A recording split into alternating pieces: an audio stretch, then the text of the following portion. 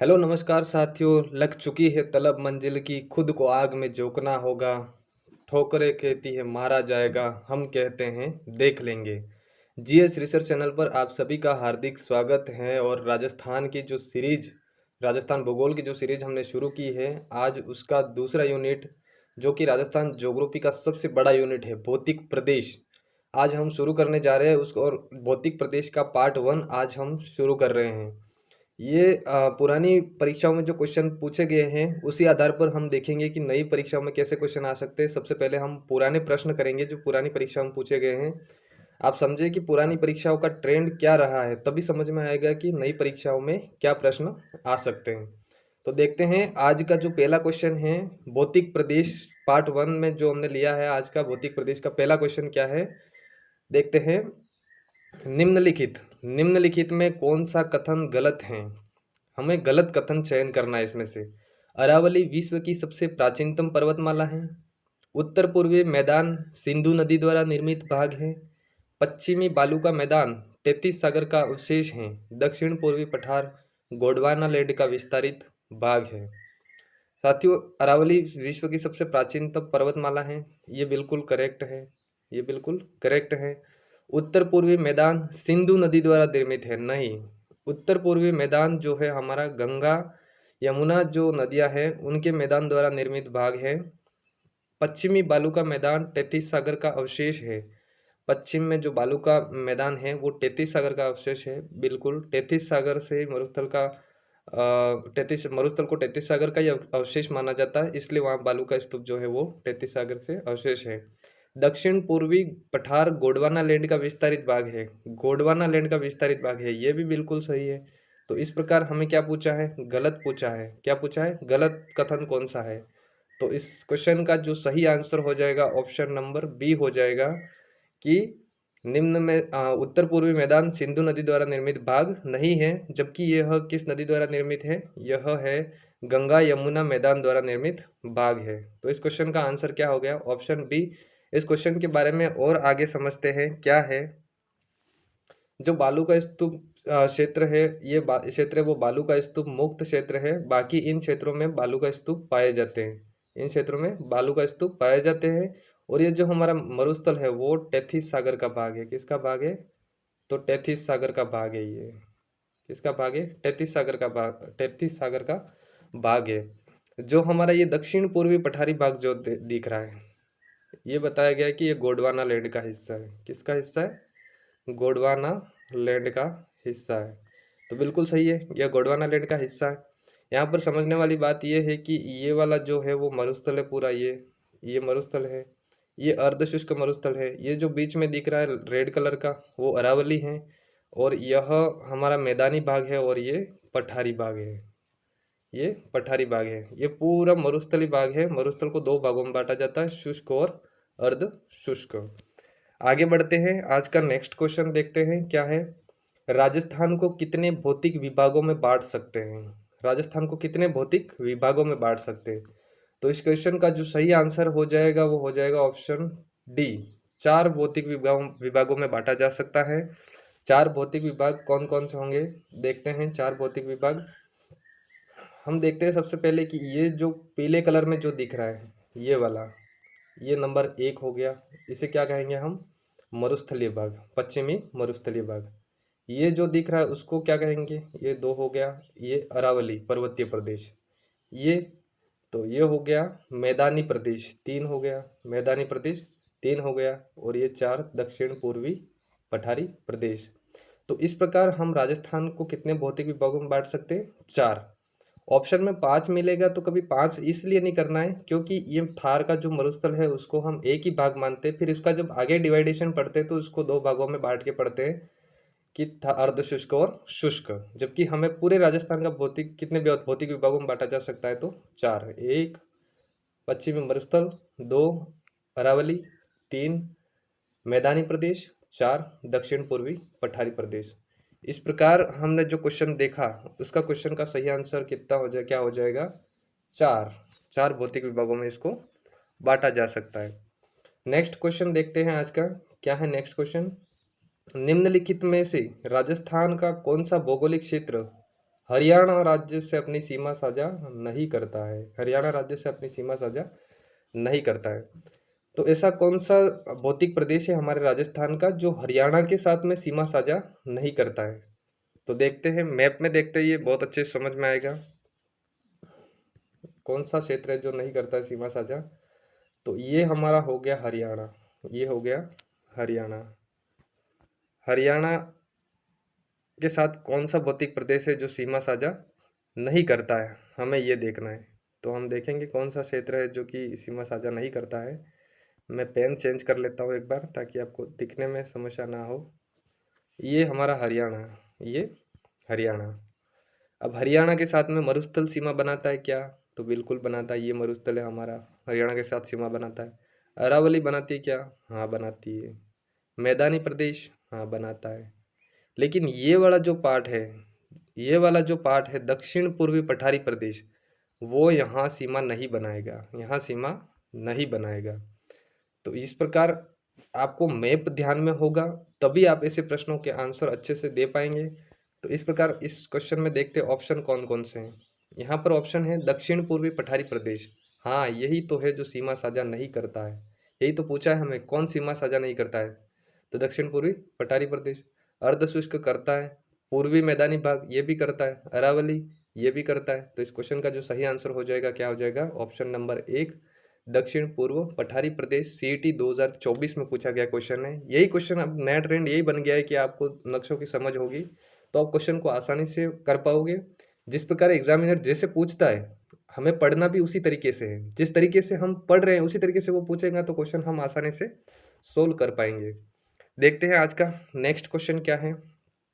आज का जो नेक्स्ट क्वेश्चन है वो क्या है देखते हैं। इसमें ऑप्शन गलत टाइप हो गए थे, मैंने चेंज कर दिए। 12, 3, 2 और 1 ऑप्शन है। राजस्थान के कितने जिलों में थार का रेगिस्तान फैला हुआ है? थार का रेगिस्तान है वो कितने जिलों में फैला हुआ है? ऑफिशियली जो हमारा गवर्नमेंट का जो डाटा है वहाँ से हमें ये देखना है कि कितने जिलों में फैला हुआ है। तो इस क्वेश्चन का जो सही आंसर हो जाएगा ऑप्शन नंबर 1 12 जिलों में फैला हुआ है। कितने जिलों में फैला हुआ है? 12 जिलों में। तो ये फैक्ट याद रखना, थार का रेगिस्तान कितने जिलों में फैला हुआ है? 12 जिलों में। और इसके साथ हमें मैप की भी समझ हमें विकसित करनी है। मैप मैप कैसे देखना है ये देखना है। तो कौन कौन से जिले हैं? तो यहाँ तक हमारा मरुस्थल आ जाता है, यहाँ तक 12 जिले कौन कौन से आ जाएंगे। यहाँ पे आ गया जालोर, आ गया बाड़मेर, आ गया जैसलमेर, आ गया बीकानेर, आ गया गंगानगर, आ गया हनुमानगढ़, आ गया सीकर, आ गया झुंझुनू, चूरू, बीकानेर आ ही गया है। इसके बाद नागौर आ जाएगा, नागौर के बाद थोड़ा बहुत अजमेर वगैरह ये आ जाते हैं। इसके बाद ये आ जाता है, इसके बाद ये जालोर हमने गिन ही लिया। तो इस प्रकार ये जिले क्या है वो मरुस्थल में आते हैं। एग्जैक्ट आपको सारे जिले याद करने की ज़रूरत नहीं है, लेकिन आपका नज़रिया ऐसा होना चाहिए कि पेपर में देखते ही पता चल जाए कि ये मरुस्थल का जिला है। तो मरुस्थल ये जिले वो मरुस्थलीय जिले हैं। तो कितने जिले मरुस्थलीय हैं? 12 जिले मरुस्थलीय है जो गवर्नमेंट की साइड पे बता रखे हैं उन्होंने, आप देख भी सकते हो। तो कितने जिले, थार का मरुस्थल कितने जिलों में फैला हुआ है? 12 जिलों में फैला हुआ है। ये सीईटी 2023 में और डीसी 2013 में पूछा गया क्वेश्चन है। देखते हैं आज का नेक्स्ट क्वेश्चन क्या है। आज का नेक्स्ट क्वेश्चन क्या है? कौन सा जिला एक मरुस्थल का हिस्सा नहीं है? कौन सा जिला मरुस्थल का हिस्सा नहीं है ये दिखना है। तो अभी हमने देखा इसमें झुंझुनू, उदयपुर, जोधपुर और जैसलमेर ऑप्शन में दे रखे हैं। तो इसका भी अपन मैप से समझते हैं कैसे हैं। इसमें उदयपुर दे रखा है वो यहाँ पर है, इसमें जोधपुर दे रखा है वो यहाँ पर है, जैसलमेर दे रखा है वो यहाँ पर है। और एक ऑप्शन क्या दे रखा था इसमें देखते हैं। एक ऑप्शन दे रखा था जोधपुर, जैसलमेर, झुंझुनू दे रखा था। तो झुंझुनू कहाँ पर है? झुंझुनू हमारा यहाँ पर आ जाता है, झुंझुनू यहाँ पर आ जाता है। तो देख लेते हैं, ये तीनों मरुस्थलीय जिले हैं और ये मरुस्थलीय जिला नहीं है। अगर ऐसे मैप से याद रखोगे तो क्वेश्चन रटने की ज़रूरत ही नहीं पड़ेगी। जैसलमेर मरुस्थलीय जिला है, जोधपुर मरुस्थलीय जिला है, झुंझुनू मरुस्थलीय जिला है, लेकिन उदयपुर मरुस्थलीय जिले में शामिल नहीं होता है। तो इस क्वेश्चन का जो सही आंसर हो जाएगा क्या हो जाएगा? उदयपुर हो जाएगा। उदयपुर मरुस्थलीय जिला नहीं है, यह दक्षिण पूर्वी पठारी भाग में आता है कुछ हिस्सा इसका, और कुछ उधर मैदान में भी आता है थोड़ा बहुत। तो कौन सा जिला एक मरुस्थल का हिस्सा नहीं है? उदयपुर। उदयपुर में मरुस्थल नहीं है, बाकी तीनों में मरुस्थल है। तो ये भी CET 2024 में पूछा गया है, बहुत इजी क्वेश्चन है।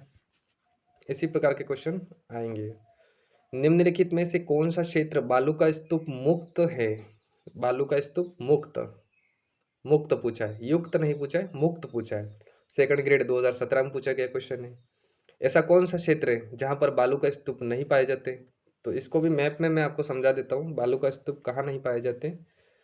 आप देखोगे बालू का स्तूप मुक्त, बालू का स्तूप मुक्त प्रदेश यहाँ पर लिखा हुआ है। इसका कुछ पार्ट तो जोधपुर में है और कुछ जैसलमेर में है। ये जैसलमेर में जो है वो जैसलमेर की पोखरण तहसील है। कौन सी? पोखरण। जैसलमेर की कौन सी तहसील है? पोखरण। और ये जो जोधपुर में है वो कौन सी है? फलोदी। अभी तो फलोदी जिला भी बन गया है, फलोदी। तो यहाँ पर क्या है? यहाँ पर क्या है? बालू का स्तूप नहीं है। बालू का स्तूप क्या होते हैं? रेगिस्तान में रेत के हवा से उड़ने के कारण इधर इधर जो आकृतियां बनती रहती है, जैसे कोई मान लो कि तारे जैसी आकृति बन गई, कोई अर्धचंद्राकार आकृति बन गई, तो उन आकृतियों को क्या कहा जाता है? बालू का स्तूप कहा जाता है। लेकिन ये जो क्षेत्र है पोखरण और ये फलोदी, यहाँ पर क्या है? बालू का स्तूप नहीं पाए जाते हैं। क्वेश्चन में क्या पूछा है? बालू का स्तूप मुक्त, मुक्त का मतलब नहीं पाए जाते। क्या पूछा है? मुक्त का मतलब क्या हो गया? कि बालू का स्तूप नहीं पाए जाते। कहाँ पर नहीं पाए जाते? तो ऑप्शन इसका डी हो जाएगा, फलोदी, जो कि पहले जोधपुर में था, अब नया जिला बन गया, और पोखरण जो कि जैसलमेर जिले की तहसील है, वहाँ पर बालू का स्तूप नहीं पाए जाते। यह क्षेत्र बालू का स्तूप मुक्त है। तो इस प्रकार इस क्वेश्चन का जो सही आंसर हो जाएगा ऑप्शन डी, फलोदी पोखरण, बालू का स्तूप मुक्त क्षेत्र। देखते हैं नेक्स्ट क्वेश्चन क्या है। निम्न में थार मरुस्थल के भाग है। अब ये कौन सी एग्जाम का क्वेश्चन है? RS 2021, जिस एग्जाम का क्रेज आजकल बहुत ज़्यादा है, उसका क्वेश्चन है ये RS 2021। कितना इजी क्वेश्चन है, कितना आसान तरीके से इसको किया जा सकता है, ये देखना आप। सबसे पहले मैं आपको एक बार मैप में समझा दूं, फिर आप इस क्वेश्चन का आंसर फटाक से दे दोगे। ये है गग्गर बेसिन, ये है गग्गर बेसिन, ये है शेखावटी बेसिन, ये है नागौर उच्च भूमि, और ये है लूनी बेसिन, जिसको हम क्या कहते हैं? गोडवाड़ बेसिन भी कहते हैं। क्या कहते हैं? गोडवाड़ बेसिन भी कहते हैं। तो इस प्रकार हम देखेंगे कि लूनी बेसिन को गोडवाड़ बेसिन भी कहा जाता है। तो ये सारे मरुस्थल में आते हैं, ये सारे मरुस्थल में आते हैं।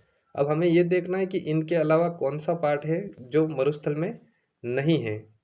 तो हम देखेंगे आगे, क्वेश्चन को वापस देखेंगे एक बार। गोंडवाना प्रदेश बिल्कुल है, क्योंकि यहाँ पर इसको और किस नाम से जानते हैं हम? लूनी बेसिन। किस नाम से जानते हैं? लूनी बेसिन के नाम से जानते हैं। शेखावटी बेसिन, शेखावटी बेसिन की बात करें तो हमारा ये जो सीकर वाला एरिया है, ये भी किस में आता है? मरुस्थल में आता है। बनास बेसिन, बनास बेसिन हमारा नहीं आता है, बनास बेसिन नहीं आता है। बनास बेसिन किस में आता है? तो बनास बेसिन है वो, मैप में देखते हैं कहाँ पर आता है। बनास बेसिन यहाँ पर आता है, जो कि मरुस्थल का पार्ट नहीं है, मरुस्थल का पार्ट नहीं है। बनास नदी यहाँ से होकर यहाँ बहती है और यहाँ से चंबल में मिलती है, तो यहाँ पर ये बनास बेसिन है, ये बनास बेसिन है। बनास नदी द्वारा जो जल उसका जहाँ जहाँ जाता है और वो पूरे मैदानी प्रदेश जैसा बन जाता है, उससे बेसिन कहा जाता है। तो बनास बेसिन हमारा कहाँ पर है? यहाँ पर है। तो मरुस्थल तो हमारा यहाँ खत्म होता है, तो फिर इसमें बनास बेसिन शामिल ही नहीं हो सकता है। तो एग्जामिनर ने कितना, अपने को कितनी चीज़ पता होनी चाहिए? अपने को केवल इतना पता होना चाहिए कि ये जो बनास बेसिन है वो मरुस्थल का पार्ट नहीं है। अब मान लो ऑप्शन 3 आएगा ही नहीं, तो ऑप्शन 3 इसमें है तो ये ऑप्शन काट दो। ऑप्शन 3 इसमें है, ये ऑप्शन काट दो। गोंडवाना प्रदेश है, शेखावटी है और गग्गर है, तो इसका सही आंसर जो है ऑप्शन 4। इतना इजी क्वेश्चन है। गोडवाड़ बेसिन, शेखावटी बेसिन और गग्गर बेसिन, नागौर उच्च भूमि, ये अर्धशुष्क मरुस्थल के पार्ट है। मरुस्थल के भी अर्धशुष्क मरुस्थल के पार्ट है, तो वो थार के मरुस्थल में ही आएंगे। इसलिए इसका क्वेश्चन का जो सही आंसर हो जाएगा ऑप्शन 4। तो इसका सही आंसर ऑप्शन 4। देखते हैं आगे नेक्स्ट क्वेश्चन हमारा क्या है। नेक्स्ट क्वेश्चन हमारा है, राजस्थान के बांगड़ प्रदेश के जिलों में कौन सा शामिल नहीं है? मतलब कौन सा जिला है वो इस बांगड़ प्रदेश में नहीं आता है। मैंने कल बताया था कि बांगड़ प्रदेश में एक तो सीकर आता है। कौन आता है? सीकर आता है। और कौन आता है? तो झुंझुनू आता है। कौन आता है? झुंझुनू आता है। और कौन आता है? तो चूरू आता है।